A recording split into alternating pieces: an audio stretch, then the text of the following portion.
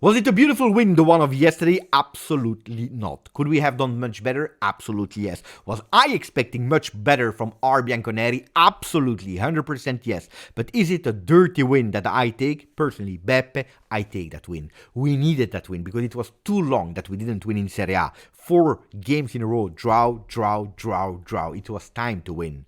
We were obliged to win. The way, we can discuss about it and we will speak about it in today's video.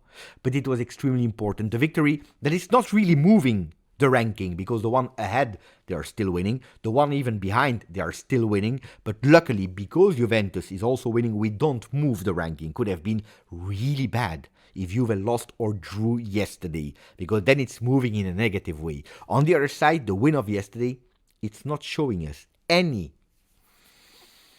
step ahead in the way of winning. It's not cancelling all the questions, the doubt that we have. We'll speak about that and also about a big bomba of Mercato at the end of the video. So stay with us until the end of the video because that bomba is a big one. One that I was honestly not expecting. Pay attention, put a maximum of like if you didn't yet. Please continue to subscribe to the channel. Ciao Juventini of the world. My name is Giuseppe. Welcome back on the channel. Let's start with the positive news. We have two. The first one, yes, you guys that are watching this video, you're lucky.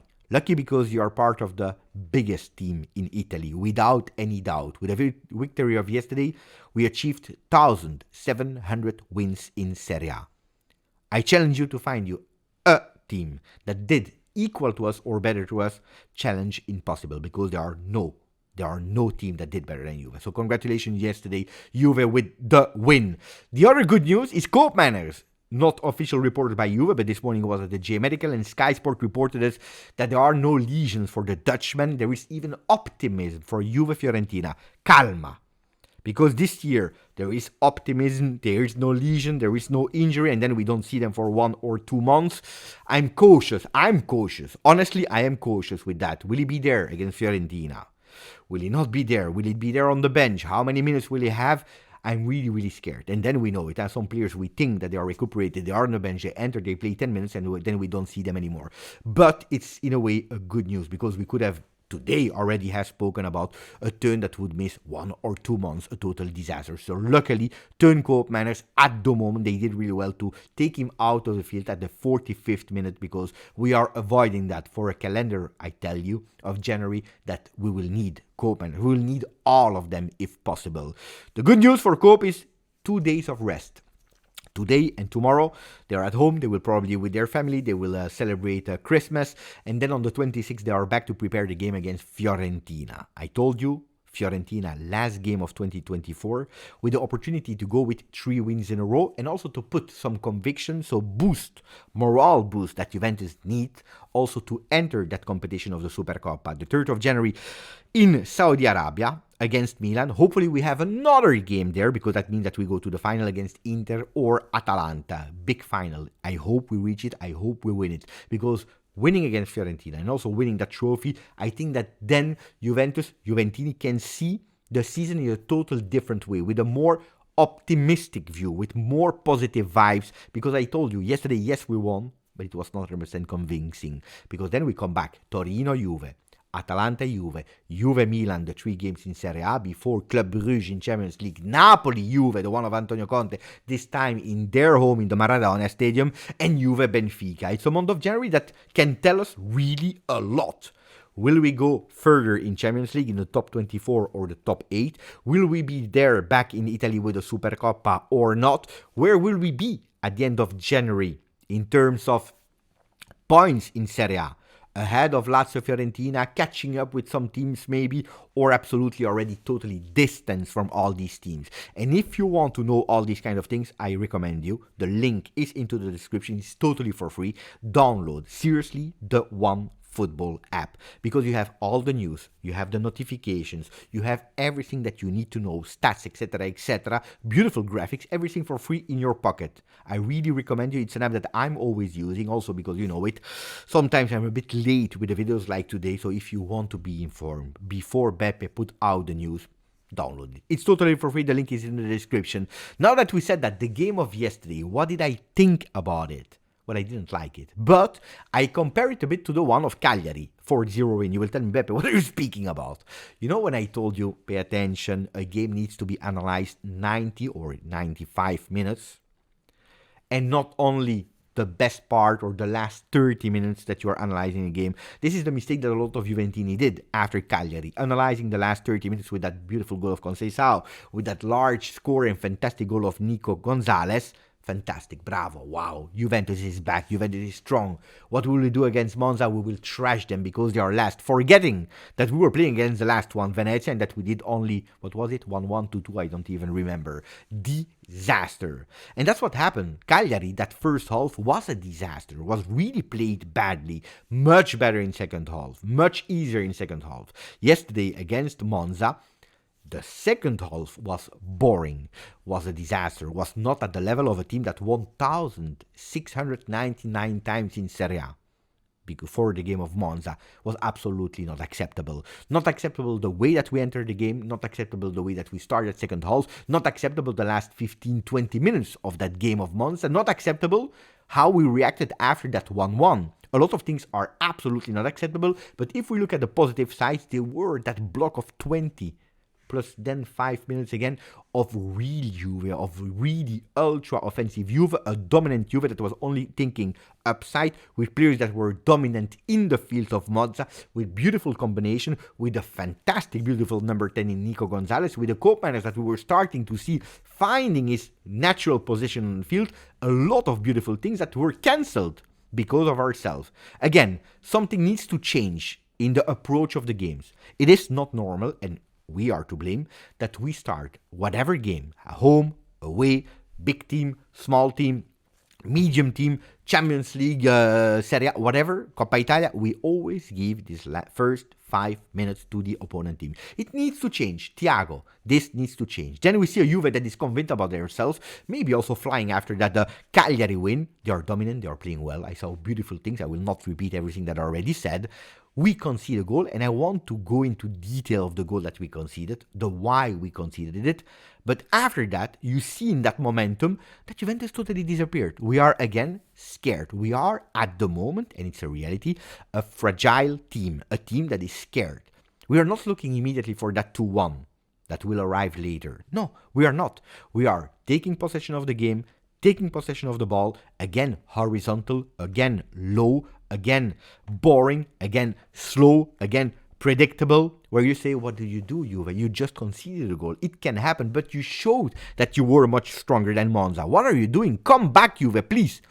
When we do, still in that first half, we score immediately a goal with Nico Gonzalez before giving the ball to Monza. They end the last 5 minutes of that first half. The second half is a disaster, and I cannot explain me with just Cope Manners that goes out for Thuram. There is one change, and we are changing it with a valid player. Of course, it changed a bit the game, but it cannot change it at that point. The players were really shaky. They were shaking on their legs. They were scared to concede that 2-2. Cannot happen. For a team like Juve, it cannot happen. It is impossible. Why did we concede yesterday? I'm not looking for excuses. The players that were there, they needed to do much better. The goal that we concede is a goal that is amateurish level. It cannot happen in a team like Juve. Then if we really go into analyze it, where did it happen? Look, they open immediately on our right side, where you see Conceição and Savona that are there. So their left side. If you're looking at the other side of the field, you see immediately Birindelli that is already ready with two hands. But what you need to focus on that first frame is where our three defenders are. Gatti is man marking nobody. Kalulu is more on the left. And Weston McKennie is in the middle of that defense. The man here should have been taken by Federico Gatti, but the Gatti is paying attention to the number 44 of Monza. They are not communicating to themselves. By consequence, Weston McKennie is going and man marking the striker, which is not his position because McKennie is a left back. But because Weston McKennie is the fifth choice as a left back after Cambiaso, Cabal, Rui, Danilo, there is McKennie that is there, his natural instinct is telling him, attenzione, centrally. You defend centrally because you are a midfielder. Can we really blame Weston McKennie to go with his instinct? Yes, because he was playing as a left back. On the other side, I can even understand it. Here, Gatti needed to be much more into communication, saying to Weston McKennie, leave that guy for me. I will man mark him, and you pay attention to the left side of the field. Kalulu there, also him, is a right back. And if not, is a right center back. So when that ball is going on that side where Savona is, the natural instinct of Kalulu is to look on that right side, to pay attention what is happening there and not that much what is happening behind him, because he doesn't have that instinct. Probably if he would have come on the other side, he would have had the natural instinct of looking behind. It's not what he's doing. You can clearly see it, because until the cross is going from that number 44, he doesn't know that Birindelli is there. And the moment that he sees that Birindelli is totally isolated, it's too late. So who are we blaming here? I blame everyone. The most here is probably Federico Gatti that is not managing the defense. Kalulu is the second position where I blame him. Why? Because Kalulu needed, because it's already a few games that he's playing there, paying attention, but I can even understand that it's not something natural. And in football, if you miss one moment, it's already too late. And then McKennie, that is in that role not playing well. Pay attention, McKennie. Yesterday I said I would have even given him the MVP of yesterday's game. But here everyone is at fault. And that's why we concede. Can we blame Juve? Yes. On the other side, can we understand also that these amateurish mistakes are done? Because if in the beginning of the season I would tell you we will play certain games of Serie A with Savona right back, Kalulu center back right, Gatti, center back right, center back left, Kalulu, and left back McKennie, none of you would have believed me. None of you would have thought that this was possible in a Serie A game. The ranking, I told you, nothing is moving ahead, nothing is moving below. Let's wait for Fiorentina, because if Fiorentina lose today, they remain at 31 points, and next week we can go over them possibly. Pay attention to Lazio also there, with the same games as us, with 34 points, so also there. Let's see what they will do. Let's see what we can do. But in worst case scenario, guys, the top 4 is absolutely not over. Thanks also to the win of yesterday, because being at 28 would have been extremely difficult on the points, but also here mentally. Who was the worst one of yesterday? A lot of people said yesterday in the live, Dusan Vlahovic. Gazzetta dello Sport said Dusan Vlahovic. And if Gazzetta dello Sport is saying Dusan Vlahovic, that means really that Dusan Vlahovic was not good yesterday, because we know that a bit cheerleader Gazzetta dello Sport Dusan Vlahovic, he was not good yesterday. He was not good at all yesterday. Now, I think that Dusan Vlahovic has been important on the field, because with him on the field, there is one way of playing, even if we don't see him a lot on the ball.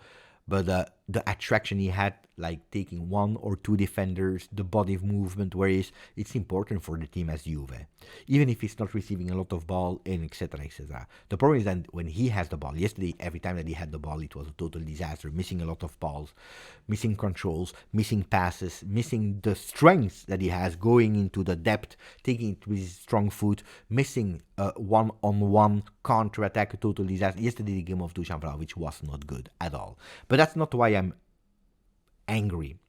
I have a message for Dusan Vlahovic, a serious message, because yesterday we saw him when he was subbed out at the 85th, 86th minute, that he went totally crazy on the bench of Monza.